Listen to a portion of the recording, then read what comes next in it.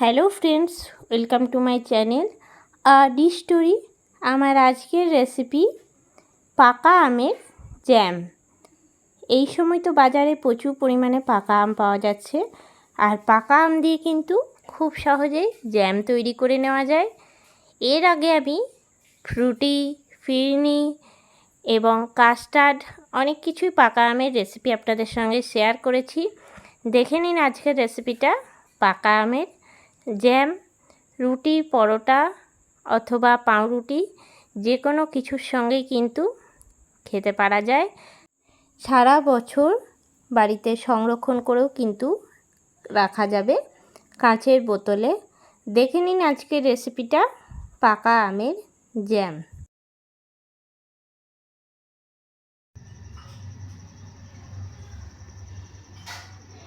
Mango jam তৈরি করার জন্য প্রথমেই আমি নিয়ে নিয়েছি আম, আর নিয়েছি আমি পাকা আম। পাকা আম থেকে আমি এরকম শাঁসটা বের করে নিয়েছি। আর নিয়েছি একটা লেবু। আমি এখানে গন্ধরাজ লেবু নিয়েছি, তো এর জায়গায় আপনারা কিন্তু পাতি লেবুও ব্যবহার করতে পারেন। আর নিয়েছি 200 গ্রাম চিনি। আমি এখানে 400 গ্রাম আমের শাঁস নিয়েছি, তার জন্য 200 গ্রাম চিনি নিয়েছি। যতটা আম নেবো তার হাফ চিনি নেব। আমটা যেহেতু খুব মিষ্টি, তার জন্য চিনির পরিমাণটা আমি হাফ নিয়েছি। যদি আমটা খুব টক থাকে তাহলে চিনিটা সমান সমানই ব্যবহার করবেন। এরপরে আমি আমটা মিক্সিং জারের মধ্যে দিয়ে দিচ্ছি। জল ছাড়াই কিন্তু এটা একদম পেস্ট করে নেব। আমটা এখন আমি পেস্ট করে নিয়ে ফিরে চলে এসেছি। এবার আমি ছেঁকে নেব। যেহেতু এটা জ্যাম করছি, তার জন্য কিন্তু আমটা ছেঁকে নেওয়া খুবই দরকার।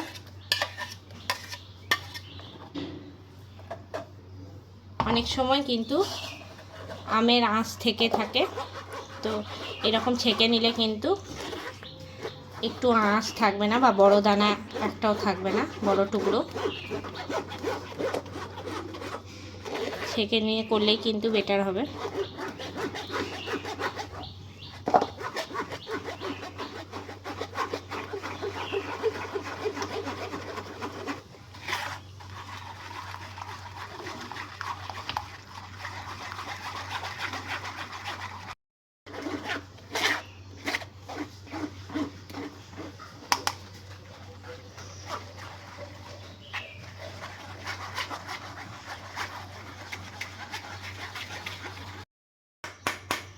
এখন আমটা ছেঁকে নেওয়া কিন্তু হয়ে গেল।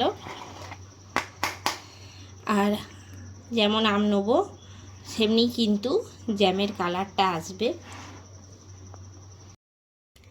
কড়াই চাপিয়ে নিয়েছি, আর কড়াইয়ের মধ্যে আমি দিয়ে দিচ্ছি পেস্ট করে রাখা আমটা। যেহেতু ছেঁকে নিয়েছি, একদম স্মুথ একটা পেস্ট কিন্তু তৈরি হয়েছে। আমটা কড়াইয়ে দেওয়ার পরে কিন্তু আমি লেবুটা টুকরো করে নিচ্ছি। রস কিন্তু আমি 4 চামচের মতন দেব।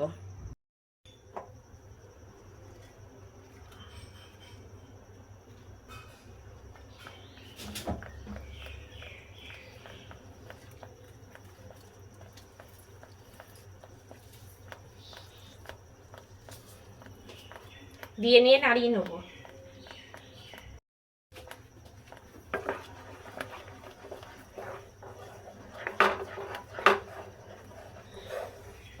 পাঁচ মিনিট এরকম একইভাবে নাড়াতে থাকবো।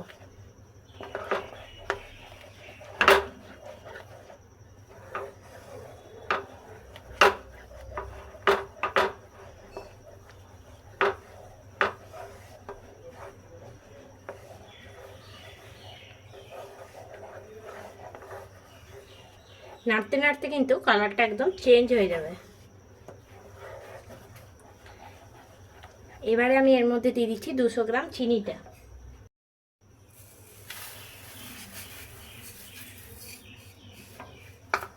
চিনিটা দিয়ে ওই একই রকমভাবে নাড়বো।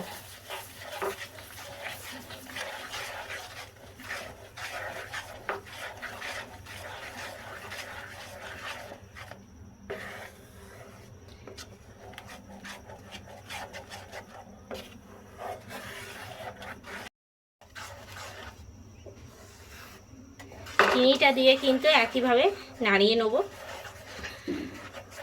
একটু পরেই কিন্তু ফুটতে শুরু করবে, আর সমানে কিন্তু ঘন ঘন নাড়াতে হবে, না হলে গায়ে ছিটে আসবে। আর চিনিটা দেওয়ার পরে কিন্তু আস্তে আস্তে কালারটা পুরোপুরি চেঞ্জ হয়ে যাবে।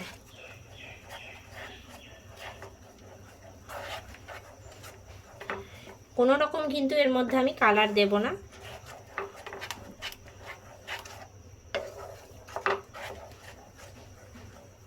গ্যাসের ফ্লেমটা হাই টু মিডিয়ামে রেখেছি।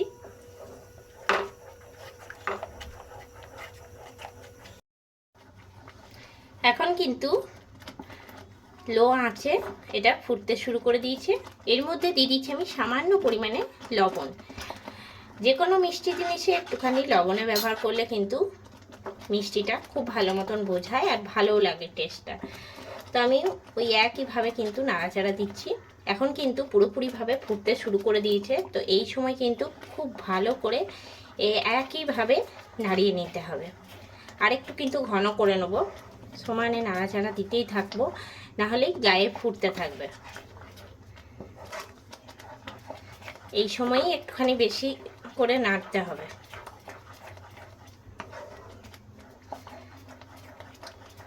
আর নাড়াটা কিন্তু এই একইভাবে হতে হবে।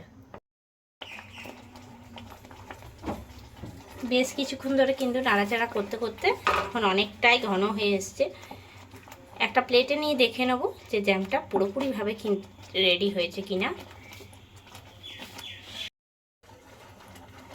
এখান থেকে একটুখানি নিয়ে পরে আমি প্লেটের মধ্যে দেখে নিচ্ছি যে পুরোপুরিভাবে রেডি হয়েছে কিনা।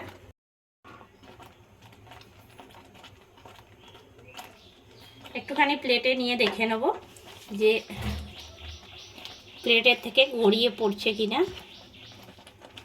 তো প্লেটের থেকে কিন্তু গড়িয়ে পড়েনি, এক জায়গাতেই রয়েছে। তার মানে জ্যামটা কিন্তু এখন পুরোপুরিভাবে তৈরি হয়ে গেছে। এবার আমি নামিয়ে নিচ্ছি।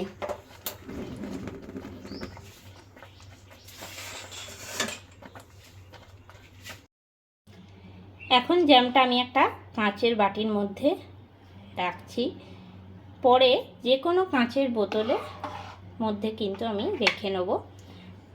তো আপনারাও কিন্তু জ্যাম যখনই রাখবেন তখনই কিন্তু কাঁচের বোতলে রাখারই চেষ্টা করবেন। আপনারাও যখনই জ্যাম রাখবেন তখন কিন্তু কাঁচের বোতলে রাখবেন, তাহলে বহুদিন পর্যন্ত কিন্তু জ্যামটা একদম ঠিকঠাক থাকবে।